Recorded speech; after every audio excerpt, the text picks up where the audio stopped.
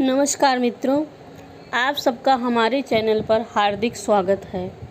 मित्रों, आज हम फिर उपस्थित हुए हैं नई शिक्षा नीति की महत्वपूर्ण जानकारी के साथ। तो आज हम आइए जानते हैं कि प्रधानमंत्री श्री नरेंद्र मोदी जी ने शिक्षा के नए पैटर्न 5+3+3+4 पर क्या कहा। यूजीसी कॉन्क्लेव में कोई बातचीत हुई थी उन्होंने क्या कहा, क्या घोषणा की, क्या बातें की और भेड़ चाल से कैसे मुक्त करेगी नई शिक्षा नीति। मोदी जी के 3C का मतलब क्या है, इन सब चीज़ों को आज हम विस्तार पूर्वक अपनी वीडियो में बताएंगे। इसके लिए आपको हमारी वीडियो को पूरा देखना होगा। तो आइए सबसे पहले जानते हैं कि नई शिक्षा नीति जो 34 वर्ष बाद भारत में लाई गई है, महान परिवर्तनकारी नीति है।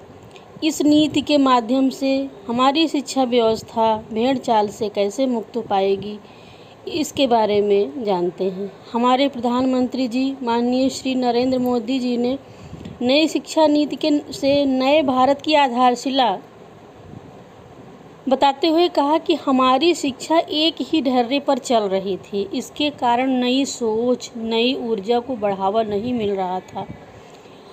कभी डॉक्टर बनने की होड़ में लोग लगे रहे, कभी इंजीनियर बनने की होड़ लगी, तो कभी वकील बनने की, और यह सब रुचि और योग्यता और ज़रूरत का आकलन किए बगैर ही सभी को एक ही ओर झोंकने का प्रयास किया जा रहा था। शिक्षा को इस नीति से बाहर निकाला गया।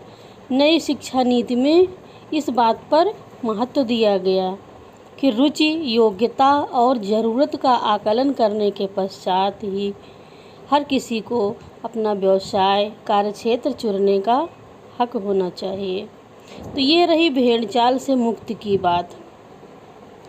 अब इसके बाद हम लोग आते हैं मोदी जी के 3C का मतलब क्या है। इसमें पहला है क्रिएटिविटी, यानी सृजनात्मकता आवश्यक है शिक्षा व्यवस्था में। दूसरा है क्यूरियोसिटी, यानी जिज्ञासा, कब, क्यों, कैसे, जिज्ञासा का भाव होना चाहिए। शोध का विषय होना चाहिए, शोध के प्रति उत्सुकता होनी चाहिए। और कमिटमेंट अर्थात प्रतिबद्धता, किसी भी कार्य के प्रति जब प्रतिबद्धता होगी तभी सफलता प्राप्त होती है। अब शिक्षा व्यवस्था में क्या सोच रहे हैं, व्हाट टू थिंक की जगह कैसे सोच रहे हैं पर विचार किया जाएगा। हाउ टू थिंक पर बल दिया गया है। और यह भी कहा गया है कि 5 वर्ष तक बच्चा अपनी स्थानीय भाषा में ही पढ़ेगा।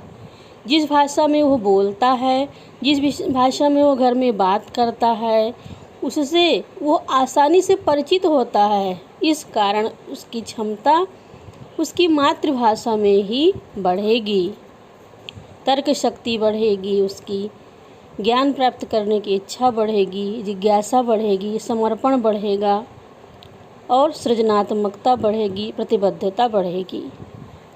इसलिए कहा गया है कि कक्षा 5 तक बच्चे को उसकी मातृभाषा में ही पढ़ाया जाए। इससे उसकी नींव मजबूत होगी और सीखने की क्षमता बढ़ेगी। जो बच्चा घर में बोलता है उस भाषा को बच्चा आसानी से समझ लेता है। इस प्रकार हमारी शिक्षा व्यवस्था में क्रांतिकारी परिवर्तन होने जा रहा है। अगर इसको सही रूप से अपनाया गया, सभी शिक्षाविदों द्वारा इसमें बहुत ही योगदान किया गया है, तो ज़रूर भारत के भविष्य का स्वर्णिम काल होगा और भारत प्रगति के रास्ते पर तेज़ी से बढ़ेगा। इस उम्मीद के साथ हम सब लोग इस शिक्षा व्यवस्था से बहुत ही आशान्वित हैं कि हमारे भारत का निर्माण होगा।